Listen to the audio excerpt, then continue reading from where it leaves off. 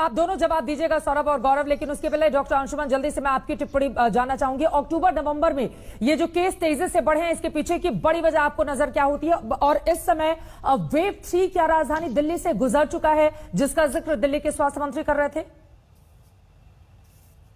जी, wave 3 जैसा nomenclature करना बिल्कुल उचित नहीं होगा साइंटिफिकली स्पीकिंग। दूसरी जो बात है, ये एक्सपेक्टेड था दिल्ली में जब टेम्परेचर कम होगा तो कोरोना वायरस के केसेस बढ़ेंगे। कारण ये है, दिल्ली घनी आबादी का शहर।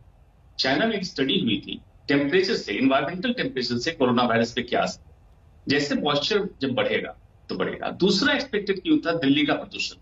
जब लॉकडाउन 1 था, दिल्ली का प्रदूषण डबल डिजिट में आ गया था, 42 के आसपास AQI आ गया। बिल्कुल। आज प्रदूषण की हालत बढ़ गई। आज क्या हो रहा है, प्रदूषण के कारण जो भी लोग सांस की तकलीफ लेके अस्पताल जाते, अदरवाइज जो एसिम्टोमेटिक कैरियर रहते, पता भी नहीं चलता कि ये इन्फेक्टेड हैं, उनका टेस्ट होता है, कोरोना पॉजिटिव निकलते हैं। तो नंबर से इस कारण बढ़े। दूसरी वजह, प्रदूषण भी वही डैमेज कर रहा है फेफड़े को जहां पे कोरोना वायरस डैमेज कर रहा है। तो केस फैटेलिटी मतलब मौत के आंकड़े बढ़ेंगे, ये एक्सपेक्टेड था। जहां बात आपने लॉकडाउन की उठाई थी, लॉकडाउन कभी भी सोल्यूशन नहीं होगा। कि लॉकडाउन क्या है, मिटिगेशन, दैट इज अल्पीकरण, प्रिपेयर्डनेस, इसकी तैयारी करने के लिए और टेस्टिंग बढ़ाने के लिए। दिल्ली की टेस्टिंग, एंटीजन बेस्ड टेस्टिंग 60% चल रही है, बिल्कुल, जबकि टेस्टिंग एक्चुअली RT-PCR बेस्ड होनी चाहिए, तभी जाके हम ट्रैक कर पाएंगे। सर मेरा अगला सवाल आपसे सीधा ये है, आप कैंसर स्पेशलिस्ट भी हैं, ऐसे में जो बीमार मरीज हैं इस तरह के, उनको आप क्या सलाह देना चाहेंगे? क्योंकि राजधानी दिल्ली में अगर आंकड़े वर्ल्ड रिकॉर्ड को तोड़ रहे हैं तो यकीनन ये अपने आप सबब है, और ऐसे में जो लोग पहले से दूसरी बीमारियों से ग्रसित हैं उनके लिए तो खतरा और ज्यादा बढ़ जाता है। जी, बहुत उचित सवाल है। देखिए, इस पे जहां तक बात आ रही थी पॉलिटिशियंस की और नेता एक दूसरे को ब्लेम करेंगे, ऐसा नहीं होता है। इसमें रिस्पॉन्सिबिलिटी 3 स्तर पे है। इंडिविजुअल मतलब हर इंसान को अपनी रिस्पॉन्सिबिलिटी लेनी है, जो गाइडलाइंस है। कम्युनिटी मतलब समाज की, और सरकार की, तीनों जगह रिस्पॉन्सिबिलिटी। हर इंसान की रिस्पॉन्सिबिलिटी ये है कि अगर आप बिल्कुल बीमारी से ग्रसित नहीं है, फिर भी आपको एहतियात उतना ही रखना है। अगर किसी गंभीर बीमारी से ग्रसित है या इलाज हुआ, जैसे कैंसर, डायबिटीज के मरीज हैं, BP के मरीज हैं, उनको खास एहतियात रखना है कि अभी के समय खास करके जब पीक चल रहा हो और पोल्यूशन के साथ साथ प्रदूषण बहुत ज्यादा है, इस समय आपको एक्स्ट्रा प्रिकॉशन लेना है।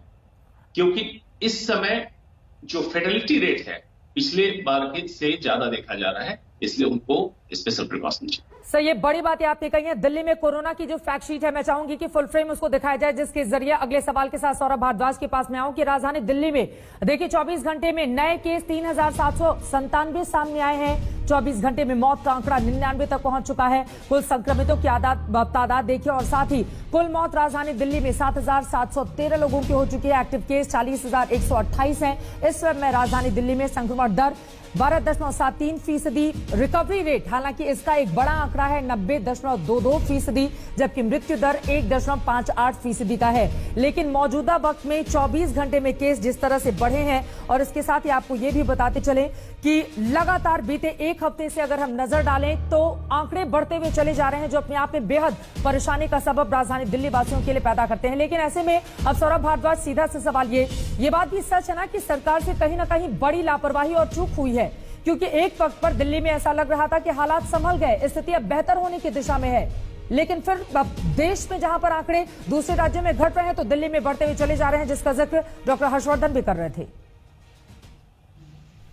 चीज को साइंटिफिकली समझेगा, और मैं मानता हूं कि सब लोग इस चीज को समझेंगे कि जब यूरोप के अंदर आंकड़े बढ़ रहे थे तो हिंदुस्तान में हम लोग सोच रहे थे कि शायद हमारे यहाँ कोरोना होगा नहीं, क्योंकि हम गर्म देश हैं या हम एशियाई देश हैं। मगर धीरे धीरे हिंदुस्तान में आंकड़े बढ़ने शुरू हुए, दिल्ली बॉम्बे में आंकड़े बढ़ने शुरू हुए, और यूरोप में आंकड़े कम होने शुरू हो गए थे। और अब यूरोप में आप देखिए 2 महीने पहले से एक नई वेव नजर आ रही है, और यूरोप में आंकड़े दोबारा से इतने बढ़ गए कि जर्मनी, पोलैंड, इटली, फ्रांस के अंदर दोबारा कंप्लीट लॉकडाउन कर दिया गया है। वहां इतने भयावह आंकड़े आ रहे हैं, तो ये माना जा रहा था कि जो दोबारा जो वेव आएगी कोरोना की, दोबारा हिंदुस्तान में भी आएगी, और जाहिर सी बात है उन शहरों में पहले आएगी जहां पे ज्यादा कोरोना पिछली बार फैला था। तो दिल्ली के अंदर इस तरीके की वेव आना माना जा रहा था, कि आएगी, और जैसा कि इन्होंने बताया कि डॉक्टर्स वगैरह भी मान रहे थे, मगर अगर एक माना चीज जा रहा था जो फिर मुझे आपकी अच्छी, तैयारियां मैं अधूरी बता क्यों रहा थी हूं सौरभ भारद्वाज? जी, मैं चित्रा जी यही बता रहा हूं कि यही बात बार बार लोगों को समझनी चाहिए कि ये कोरोना की बीमारी एक ऐसा एग्जाम्पल है कि हमारी सरकार और केंद्र सरकार पॉलिटिकल डिफरेंसेस को छोड़ के, दूर रख के, आप हर्षवर्धन जी की बात सुनिए, पूरी पॉजिटिविटी उनके बात में थी। हमारी तरफ से भी अगर हमें लॉक कुछ करना भी है पार्शियल, तो हम पहले केंद्र सरकार से पूछ के बात कर रहे हैं, क्योंकि हम नहीं चाहते कि इसके अंदर कोई झगड़ा हो।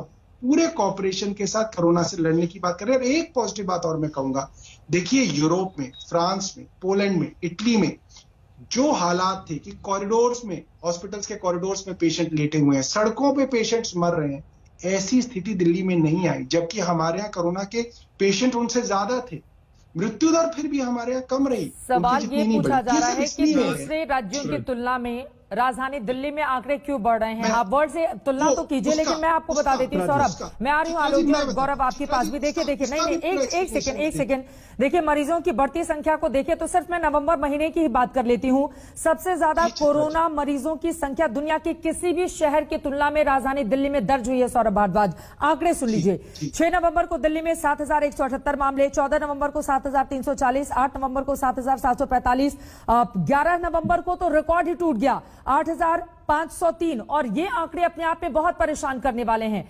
आप देख पा रहे हैं कि लगातार ये बढ़ते हुए आंकड़े परेशानी का सबब है। ऐसे में ये आपकी जिम्मेदारी है।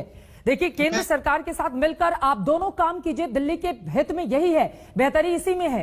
लेकिन पूरे मामले में पॉलिटिक्स भी तो शर्म पर है और तैयारी में कमी रह गई, इस बात को माने आप। मैं चित्रा जी आपको एक छोटा सा एग्जांपल दूंगा, आप मुझे खत्म करने दीजिएगा।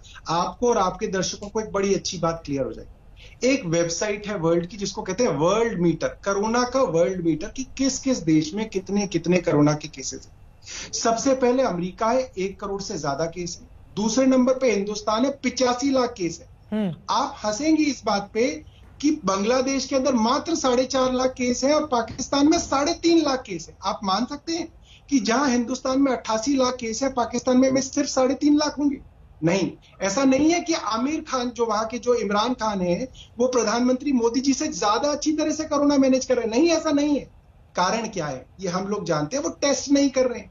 टेस्ट नहीं करेंगे तो पाकिस्तान का आंकड़ा 4.5 लाख पे रहेगा। तो जनसंख्या को भी लेकर आइए ना आप। नहीं सौरभ भारद्वाज जी, हम पाकिस्तान और बांग्लादेश से, हम एक बेहतर देश है, हम क्यों पाकिस्तान को लेकर आते हैं अपनी तुलना करने के लिए? नहीं, मैं आपसे सिर्फ ये कह रही हूँ, फिर तो जनसंख्या की भी तुलना होनी चाहिए ना। फिर आपसे पूछा जाएगा कि राजधानी दिल्ली को ले लीजिए, उत्तर प्रदेश को ले लीजिए, महाराष्ट्र को ले लीजिए, दूसरे ज्यादा जनसंख्या वाले प्रदेशों को लीजिए और फिर तुलना करके देखिए कि राजधानी दिल्ली कहां पर आकर ठहरती है।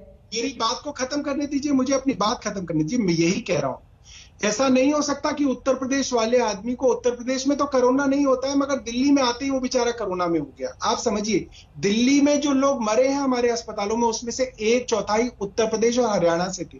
ऐसा नहीं है कि वहां कोरोना नहीं हो रहा, वहां टेस्ट नहीं कर रहे हैं। जब टेस्ट ही नहीं करेंगे तो आंकड़े दिखेंगे ही नहीं, गौरव, लोग तो मरेंगे। गौरव भाटिया, जवाब दीजिए।